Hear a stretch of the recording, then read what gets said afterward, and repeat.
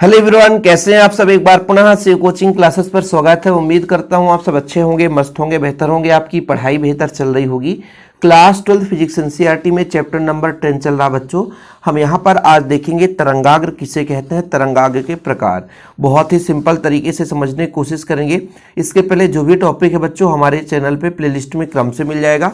और आप लोगों को यदि 12th क्लास का फिजिक्स या केमिस्ट्री बायोलॉजी किसी भी सब्जेक्ट का नोट्स चाहिए तो कॉन्टैक्ट नंबर हमारा है 9685299149 9685299149। मेरा पर्सनल नंबर है बच्चों, जिसको भी नोट्स लेना है तो कांटेक्ट कर सकते हैं। चलिए शुरू करें बच्चों। तरंगाग्र के बारे में, तरंगाग्र के प्रकार पूरा हम डीप में समझेंगे। सबसे पहले एक उदाहरण मैं आपको समझाता हूं कि जैसे बच्चों एक पात्र में जल भर दिया हमने।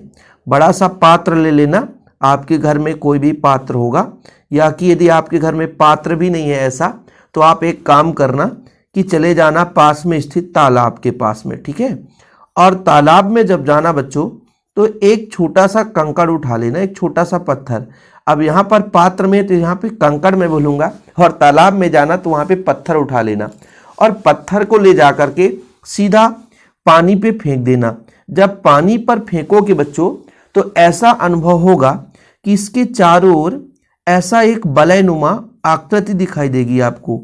आप ऐसा प्रैक्टिकल करके देख लेना, ऐसा आपको पूरा चारों ओर वलय दिखाई देगा। इसका मतलब क्या हुआ? इसका मतलब ये हुआ कि जैसे यहाँ पर हमने पत्थर डाला तो ये पत्थर ने अपने चारों ओर स्थित जल के अणुओं को एनर्जी दी। जब जल के अणुओं को एनर्जी दी तो ये जल के अणु एक दूसरे को एनर्जी देने लग गए और ये जल के अणु आगे की ओर बढ़ने लग गए। तो भाई साहब जैसे जैसे आगे बढ़ते हैं उनके पथ को हम मिला दें तो एक ऐसी आकृति नजर आने लग गई जो कि एक वृत्ताकार नुमा हो जाती है। हो सकता है ये बिंदु आकार का हमने पत्थर डाला था तो वृत्ताकार था, हो सकता था एक लकड़ी डाल देते, ऐसा लकड़ी फेंक देते तो फिर आपका वलय कुछ मतलब एक बेलनाकार का हो जाता।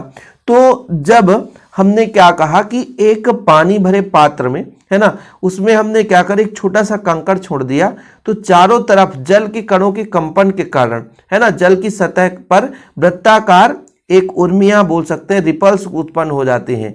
ठीक है, ये क्यों हो जाता है बच्चों? क्योंकि ये जल के कण जो है आगे की ओर बढ़ रहे होते हैं, इस कारण से उत्पत्ति हो जाते हैं।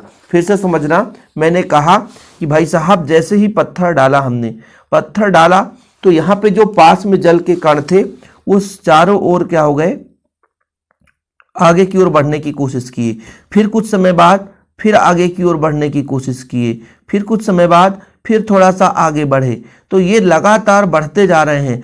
फलस्वरूप एक आकृति, इन बिंदुओं को मिलाने वाला एक पथ हो जाता है, इन बिंदुओं को मिलाने वाला एक पथ हो जाता है। यही पथ बच्चों आपका तरंगाग्र कहलाता है। सिर्फ आप हमारी भाषा में समझो। अब ऐसे ही जब प्रकाश स्रोत, जैसे मैंने कहा कि ये भाई आपका प्रकाश स्रोत है, सिर्फ समझने की कोशिश करना है। यहाँ से मान लीजिए प्रकाश कण के रूप में निकल रहा है, फोटान जिसे बोलते हैं बच्चों। तो यहाँ पर मान लीजिए एक कण है, फिर यहाँ पर है, यहाँ पर है, यहाँ पर है, छोटे छोटे ऊर्जा के बंडल के रूप में। अब इस स्थिति में है ना, फिर आगे बढ़ेगा तो कुछ ऐसे आगे बढ़ जाएगा, कुछ ऐसे आगे बढ़ जाएगा, बढ़ेगा कि नहीं बढ़ेगा।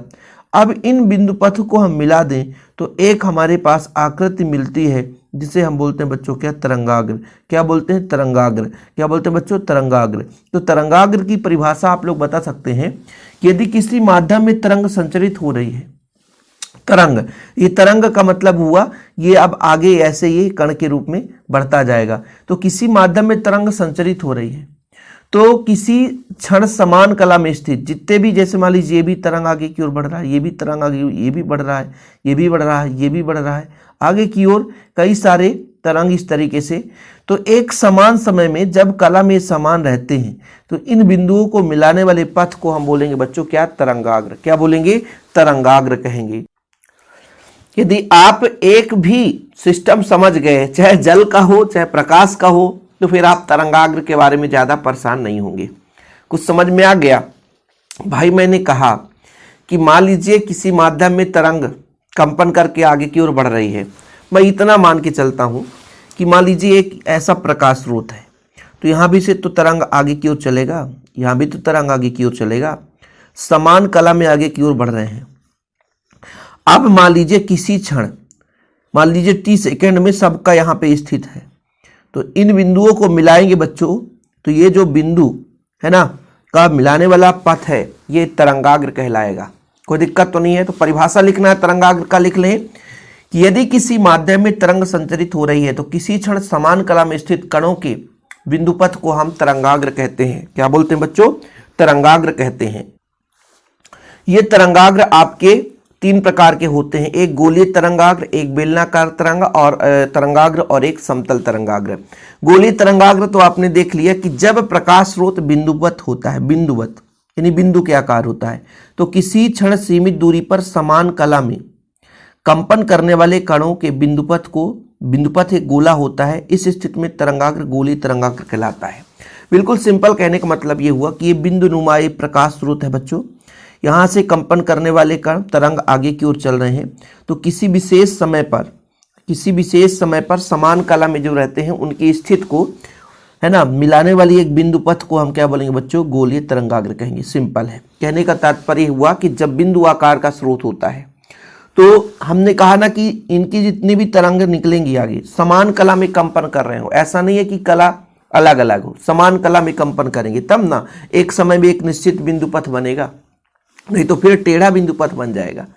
ठीक है। कहने का तात्पर्य ये हुआ कि मैं ये कहना चाहता हूं कि मान लीजिए एक बिंदु यहाँ पे, मान लीजिए प्रकाश स्रोत है, एक बिंदु यहाँ पर है, एक बिंदु यहाँ पर, एक बिंदु यहाँ, फिर कैसे तरंगाग्र बनेगा? ऐसे थोड़ी बन पाएगा।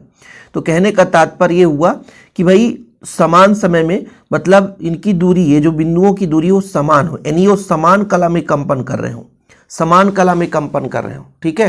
तो समान कला में कंपन करते समय एक विशेष क्षण में जितने भी बिंदु होंगे उनको मिलाने वाली जो पथ है बच्चों वो आपका गोलीय तरंगाग्र बनाता है। ज़्यादा कुछ भी नहीं है ना, ज़्यादा आपको यहाँ पर डीप में जाना है। जितना मैं समझा रहा हूँ बच्चों उतना यदि आप एग्जाम में लिख दोगे तो कंप्लीट है, ज़्यादा परेशान होने की जरूरत नहीं है।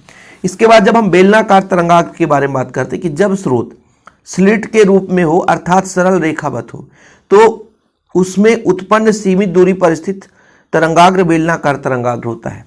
यानी ये जो आपका बेलनाकार तरंगाग्र कब बनता है? जब स्लिट के रूप में एक रेखावत प्रकाश स्रोत हो बच्चों, तो ये आपका बेलनाकार तरंगाग्र बनता है। और समतल तरंगाग्र कब बनता है? जब गोलीय या बेलनाकार तरंगाग्र विस्तारित होता है तो उनकी वक्रता कम होने लगती है, अंततः स्रोत के असीमित दूरी पर इस स्थिति में तरंगाग्र का एक भाग समतल तरंगाग्र माना जाता है। कहने का तात्पर्य हुआ कि ये जब अत्यधिक दूरी तक पहुंच जाता है फिर वहां पर ये गोली और जो बेलनाकार तरंगाग्र वो खत्म हो जाता है, वो समतल तरंगाग्र के रूप में हो जाता है। यानी अंततः जितने भी तरंगाग्र हैं वो समतल तरंगाग्र में बदल जाते हैं।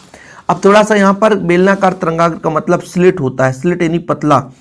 ठीक है, ये भाई स्लिट हो गया, यानी प्रकाश किरणें आ रही थी एकदम पतला भाग बना दिया। जैसे हम स्लिट बनाने का तरीका आपको बताएं कि जैसे 2 ब्लेड है बच्चों, ब्लेड को अत्यंत पास पास लियो, बारीक जगह रह जाए, वो स्लिट का काम करता है। अब यहाँ से प्रकाश किरणें चली बच्चों, यहाँ से प्रकाश किरणें तरंग के रूप में आगे चलती हैं।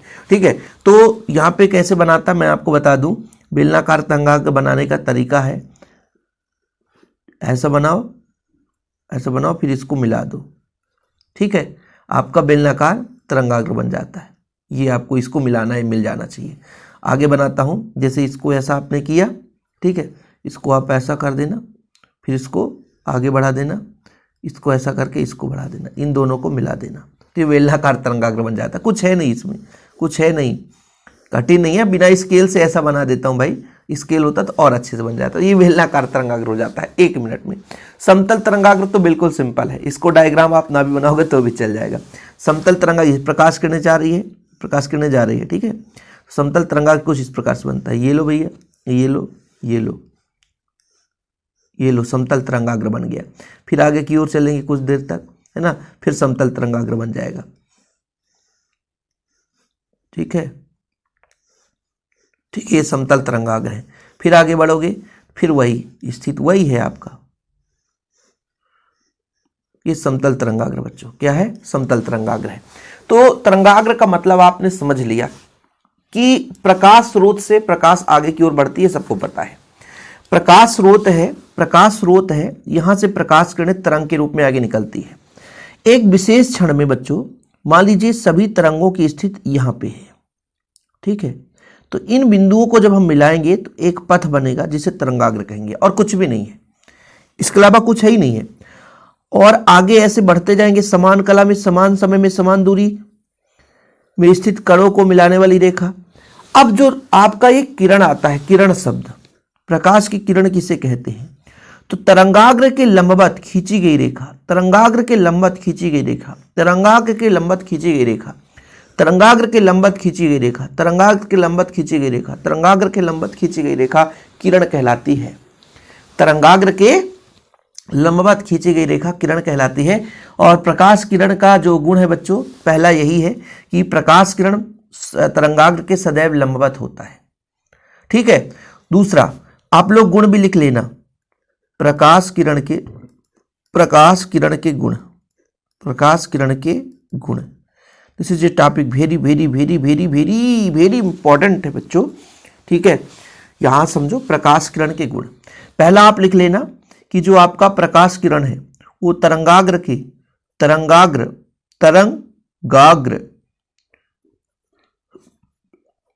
के लंबवत होता है, सीधा लंबवत होगा। दूसरा है प्रकाश किरणें प्रकाश के पथ को प्रदर्शित करता है कि प्रकाश आगे की ओर जा रहा है। ये तरंगाग्र जो है बच्चों, ये तो एक सिस्टम है, बाकी प्रकाश पथ किरण प्रदर्शित करता है कि आगे की ओर जा रहा है, दिशा बताता है। ठीक है। और प्रकाश किरणों के अनुदिश ऊर्जा का संचरण होता है, इसी दिशा में ऊर्जा आगे की ओर बढ़ती है। किसी भी किरण के अनुदिश प्रकाश को एक तरंगाग्र से दूसरे तरंगाग्र तक जाने में समय लगता है। जैसे प्रकाश किरण आगे चल रही है, ये तरंगाग्र से यहाँ तक पहुँचा, फिर यहाँ तक पहुँचा, फिर आगे पहुँचेगा, फिर आगे पहुँचेगा। तो प्रकाश किरण एक तरंगाग्र से दूसरे तरंगाग्र तक जाने में समय लेता है। ठीक है। और धीरे धीरे धीरे धीरे आगे जाएगा, इसकी एनर्जी कम हो जाएगी, इसकी ऊर्जा कम हो जाएगी और ये समतल तरंगाग्र के रूप में बदल जाता है। तो जिन बच्चों को किरण के बारे में लिखना है तो लिख सकते हैं कि प्रकाश किरण तरंगाग्र के सदैव लंबवत होते हैं बच्चों। प्रकाश किरण प्रकाश के पथ को प्रदर्शित करता है ना। और प्रकाश किरण के अनुदिश ऊर्जा का संचरण होता है, जिधर प्रकाश किरण खींचेगी उधर ऊर्जा का संचरण होता है। चौथा है किसी भी किरण के अनुदिश प्रकाश को एक तरंगाग्र से दूसरे तरंगाग्र तक जाने में समय लगता है। तो ये हो गया बच्चों तरंगाग्र का कहानी खत्म। ठीक है, ज़्यादा मैं समय नहीं लूँगा भैया, क्योंकि आपको यहाँ पे तैयार भी करना है, बढ़िया नोट्स भी बनाना है। और जिन बच्चों ने नोट्स अभी तक नहीं बनाया है तो कॉन्टैक्ट नंबर है 9685293949 9685299149। मेरे इस नंबर पर आप कॉन्टैक्ट करें, नोट्स लें, प्रॉपर तैयारी करें। फिलहाल अभी के लिए इतना ही। जय हिंद, वंदे मातरम।